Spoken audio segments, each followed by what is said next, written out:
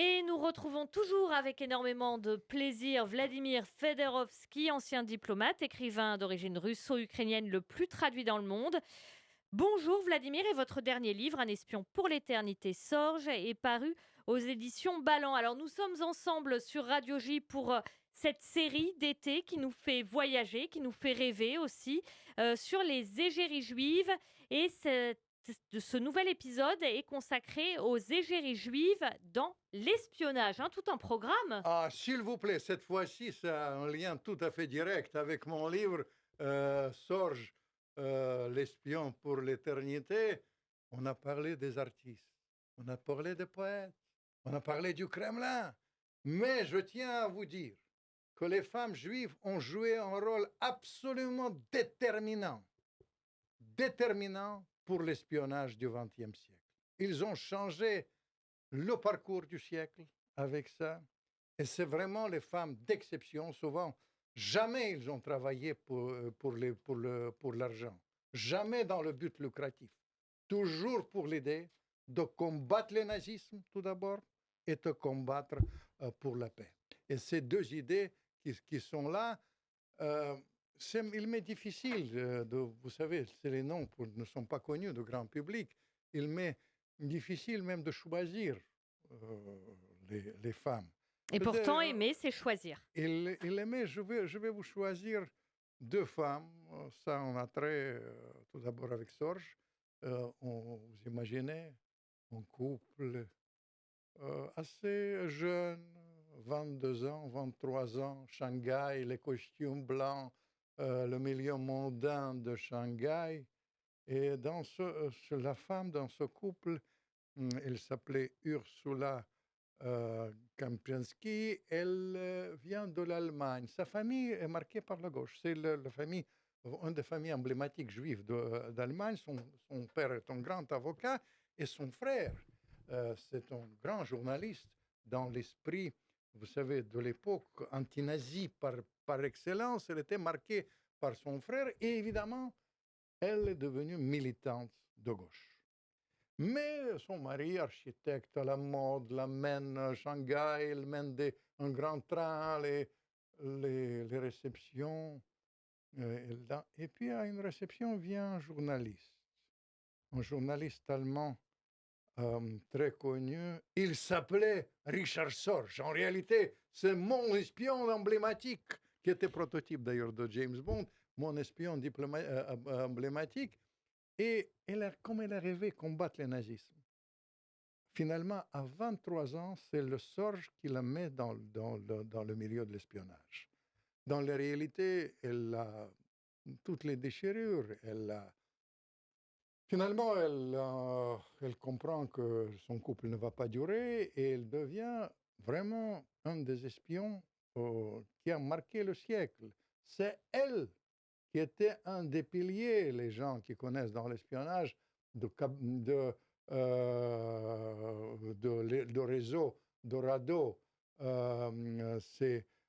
qui a été basé en Suisse. C'est vraiment le réseau le plus performant qui a donné toutes les informations sur l'entourage d'Hitler. Vous comprenez? Il a failli tuer Hitler. C'est Staline qui l'a arrêté. Il aurait pu tuer Hitler dans un café. Il a préparé tout, mais finalement, Staline, il a dit il faut le laisser vivre parce que si on tue, ça ne sert à rien. De toute manière, les nazis sont nombreux. Après, elle déménage à Londres. À Londres, ça c'est toute une histoire. À Londres, pendant la guerre, elle informe d'une manière très pointue. Peut-être vous avez entendu parler, on a les espions, les Philby, les 5 de Cambridge, qui ont été vraiment introduits au plus haut niveau, les espions. C'est elle qui a géré Philby et la compagnie. C'est elle qui a donné l'information pour la bataille de Stalingrad et de Kursk qui a changé le cours des choses. Et après, à la fin de la guerre, ça c'est une chose extraordinaire.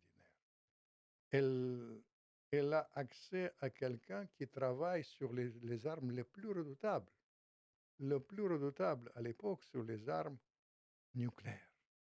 Et là, c'est elle qui a finalement, pourquoi je dis piqué, vous savez, il y avait toute une combine, il faut que je raconte même peut-être en détail ça, mais à travers Einstein, le grand inventeur de la théorie de la relativité, ils ont accès au chef de projet Manhattan, qui est la création de la bombe atomique. Et Oppenheimer, il s'appelait. Et ils ont inculqué à ce grand physicien que c'est très dangereux qu'une seule puissance puisse avoir les armes nucléaires. Et consciemment, Oppenheimer est introduit au sein de milieu ultra secret du projet Manhattan de la création de la bombe atomique américaine. Cet espion, il s'appelait Fuchs, il lui a transmis la bombe atomique, atomique là-bas, Ursula. Et puis, il faut dire, quand il a fait cet exploit, qui a changé la face du monde, c'était déjà début des années 50, il est parti, il n'était pas arrêté. Il est parti en Allemagne de l'Est, là où il tenait. À un moment donné, il se faisait oublier. Et puis, souvent, les femmes juives, ils ont une sorte d'esprit créatif en elles. Il a commencé à écrire, d'ailleurs, au début, un roman, et après, il a écrit un livre sur sa vie. Ça s'appelait Sonia Rapport. Et au fur et à mesure, tous les moments clés de l'espionnage du XXe siècle, elle les racontait. Elle est devenue très célèbre, mais elle n'était pas seule.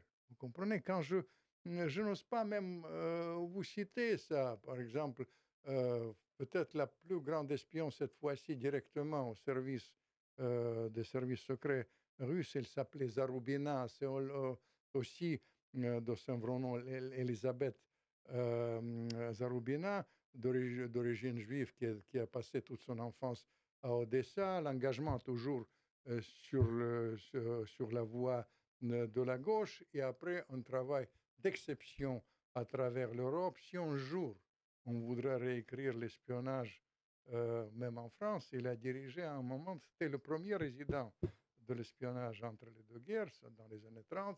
Ici, en France, il a travaillé comme un chef de bureau de la publicité, mais en réalité était une espionne avec l'accès partout, y compris auprès du général de Gaulle.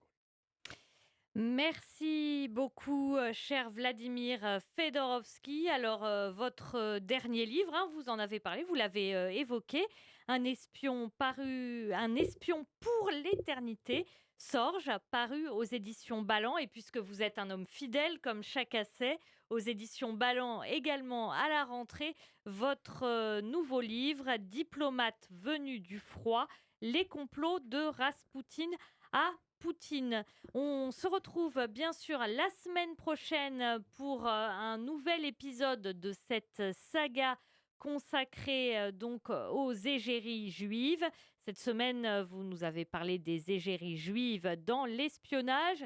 Et la semaine prochaine sur Radio J, dimanche prochain donc, eh bien, on va explorer un peu avec vous le milieu des ballets russes avec Ida Rubinstein, épisode qui s'annonce donc passionnant. Merci d'avoir choisi Radio J pour vous informer et on se retrouve donc la semaine prochaine avec Vladimir Fedorovski.